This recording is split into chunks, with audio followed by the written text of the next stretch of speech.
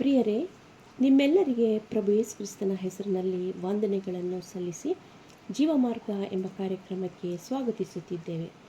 ನಾವುಗಳು ಜನ್ಮತಾ ಪಾಪಿಗಳು. ರೋಮಾಪತ್ರಿಕೆ 3:23 ಎಲ್ಲರೂ ಪಾಪ ಮಾಡಿ ದೇವರ ಮಹಿಮೆಯನ್ನು ಹೊಂದದೆ ಹೋಗಿದ್ದಾರೆ ಎಂದು, ರೋಮಾಪತ್ರಿಕೆ 6:23 ಪಾಪವು ಕೊಡುವ ಸಂಬಳ ಮರಣ ಎಂಬುದಾಗಿಯೂ ಬರೆದಿದೆ. ಪಾಪದಲ್ಲಿ ಜೀವಿಸುತ್ತಿರುವವರಿಗೆ ನರಕವು, ಉರಿಯುವ ಅಗ್ನಿಗುಂಡವು ಸಿದ್ಧವಾಗಿ ಇಡಲ್ಪಟ್ಟಿದೆ. ನಾವುಗಳೆಲ್ಲರೂ ಕುರಿಗಳಂತೆ ದಾರಿ ತಪ್ಪಿ ತೊಳಲುತ್ತಿದ್ದೆವು. ಸೈತಾನನ ಬಾಹುಬಂಧಕದಲ್ಲಿ ಸಿಕ್ಕಿ ಹಾಕಿಕೊಂಡಿದ್ದೆವು. ನಮ್ಮನ್ನು ಬಿಡಿಸಲು ಒಬ್ಬ ರಕ್ಷಕನ ಅವಶ್ಯಕತೆ ಇತ್ತು. ಕ್ರಿಸ್ತು ಅಂದರೆ ಅಭಿಷಿಕ್ತನು, ಯೇಸು ಅಂದರೆ ರಕ್ಷಕನು ಎಂದು ಅರ್ಥ. ಪರಲೋಕದ ಮಹಾದೈಶ್ವರ್ಯವನ್ನು, ತಂದೆ ದೇವರ ಸಹವಾಸವನ್ನು ಬಿಟ್ಟು ಕ್ರಿಸ್ತನು ನರವತಾರವನ್ನು ಎತ್ತಿ ತನ್ನನ್ನು ತಾನು ತಗ್ಗಿಸಿಕೊಂಡು ಕನ್ನಿಕೆಯ ಗರ್ಭದಲ್ಲಿ ಜನ್ಮಿಸಿದನು. ದೇವರ ಉಚಿತಾರ್ಥವರೆಗೂ ನಮ್ಮ ಕರ್ತನಾದ ಕ್ರಿಸ್ತೇಸುವಿನಲ್ಲಿರುವ ನಿತ್ಯ ಜೀವ.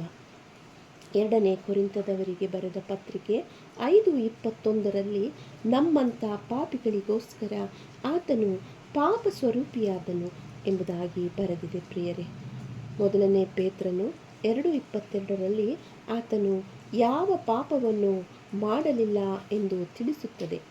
ಹೌದು ಪ್ರಿಯರೇ, ನಮ್ಮ ಸಂಕಷ್ಟಗಳನ್ನು ಆತನು ಅನುಭವಿಸಿದನು. ನಮ್ಮ ದ್ರೋಹಗಳ ದೆಸೆಯಿಂದ ಆತನಿಗೆ ಗಾಯವಾಯಿತು.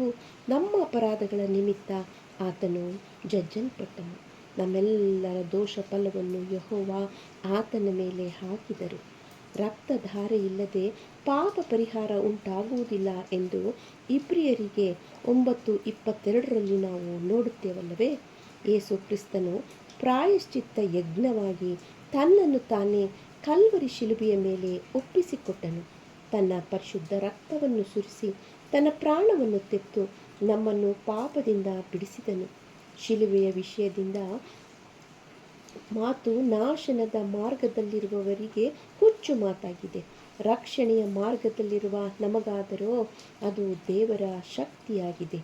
ಆತನ ಕೃಪೆ ನಿಮ್ಮೆಲ್ಲರೊಂದಿಗೆ ಇರಲಿ. ಆಮೇನ್, ಆಮೇನ್.